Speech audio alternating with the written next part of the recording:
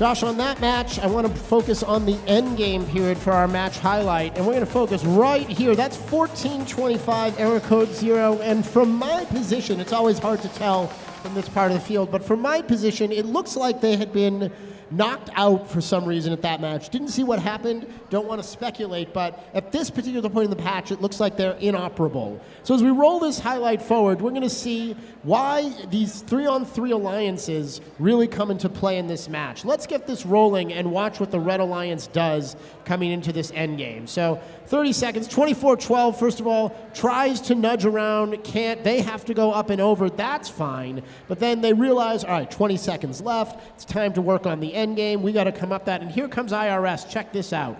They're trying to nudge 14:25 into the community to pick up those couple of extra points. They've realized not going to be enough time, they can't do it, bail out, go up on the charge station themselves. That's quick thinking on their part, and then, oh, look at that.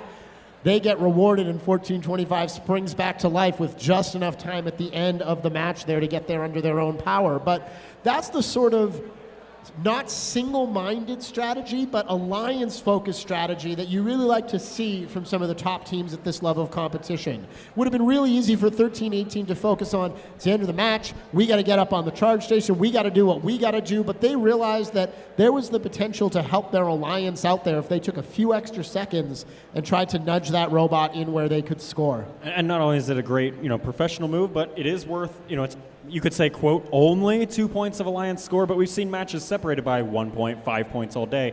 Those 2 points were a good strategic move for the overall alliance, too. Yeah, and more importantly, we got to remember, even though it's very early in the competition, these teams are already auditioning for each other for when it comes to the alliance selection process and playoffs on Saturday. So that might have been a little bit of 13-18 out there showing, hey, we know how to play this game. We understand all the ins and outs, and if we're not going to be an alliance captain, we're going to be an asset to any other alliance that we're on, helping with the strategy and the gameplay throughout this competition.